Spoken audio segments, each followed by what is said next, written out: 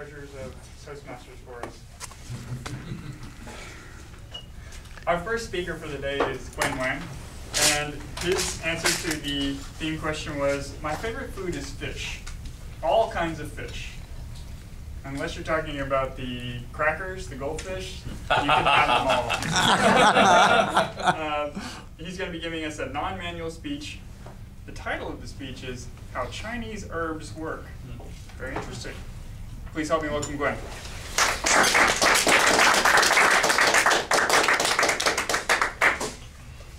Yeah, my name is Guoen Wang. For some people kind of new, I'm new. Some people don't know.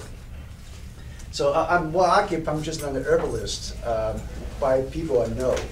So I was reflecting, one thing happened, this happened, I came to the United States about 17 years ago. And 6 months later, my wife joined me. And back then, I didn't speak much English, and she spoke much even less. So she went to a English kind of a conversation class with some girls from Mexico or somewhere. And then one day the class was over, and she got a conversation with one of her classmates, and she was told, the girl says, you know, we're going to HEB. And she said, what's HEB? She knew nothing about HEB. At least she heard about HEB once. I didn't even never heard about it. I've been in the United States 6 months here in Austin. All I did was just working and sleep. And if I need food, I walk across the street. There's a little food mall there to buy the food, and then just a little rice, a little whatever. And my boss took me to the Whole Foods a couple times, a few times, maybe that's it. But I never heard about HEB. And here we're in Texas, Austin. I was thinking about that. I thought that's kind of silly, and I realized that because I've been in acupuncture herbs. I realized that because maybe most people in America here, they know just herbs, Chinese herbs, as much as I knew about HEB.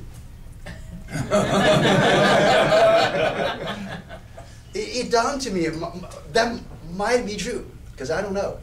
Because I always assume everybody knows what I know, because if I know something, everybody knows about it. And it dawned to me, maybe, maybe they don't. I thought, because to me it's very important, people get if they come to see me, they get as much benefit as I could provide. And that requires some sharing of knowledge.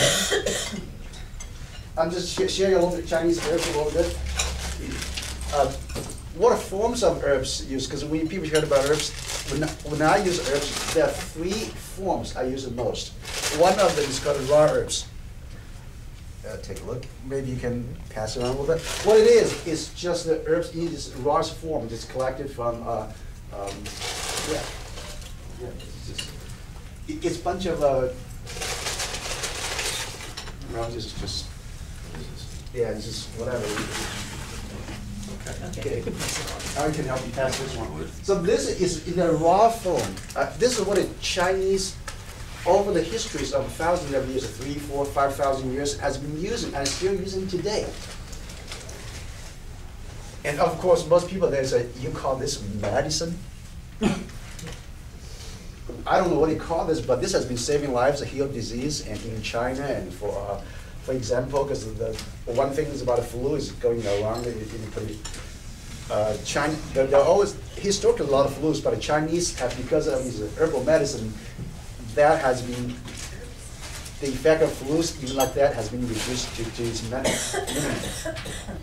So that's the medicine, because in Chinese medicine, in China, probably 10% and 20% is acupuncture, and 80% is the herbs. Well, we're in the 21st century. Now people are busy, because that raw herbs, we take it home, boil it, cook it, boil it. It takes about 30 minutes to boil it for 1 cup of the tea to drink. Just like a drink of coffee, because that takes half an hour to cook it, and then you drink it. That's one dosage. If you want a second dosage, you cook it another 30 minutes, and you drink again. In old days, to cook that takes a long time. Nowadays, still takes 30 minutes. So here comes another forms of it, is in the powder forms. Well, it's kind of maybe you can help pass this on. Okay. What it is, this powder form is those same raw herbs that what you got. They manufacturers and factories cook it to make it 5 times concentrated.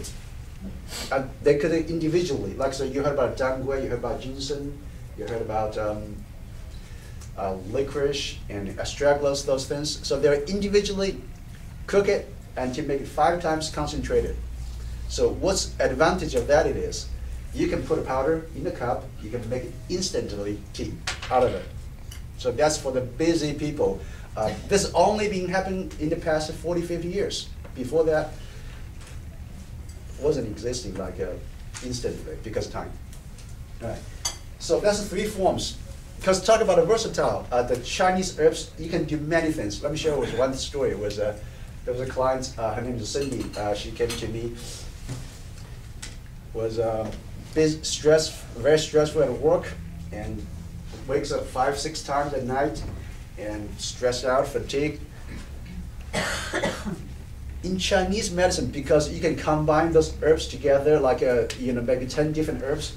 So she got some powder herbs to take, maybe 2 or 3 herbs to help sleep, a couple of 2 or 3 herbs helps the energy, and some of them just, she has a little pen to relieve some pain. So it is a formula strategically put together, like if 9, 10 different herbs, and then she takes powders, make a tea, and drinks a couple times a day. And then she, as time goes on, the pain went away, and she slept through the night. It's so the Chinese herbal formula is almost like a Toastmaster here, a team. Like say you got a president, they will do the most of the things. You got a VP education, do support president, do the most of the things.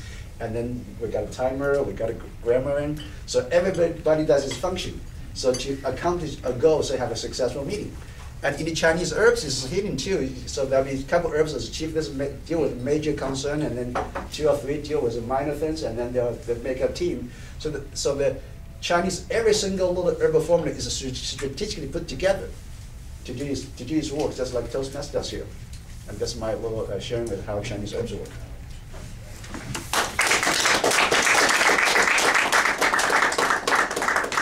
Thank you, Guoen. Very interesting. Our second speaker today is Eric.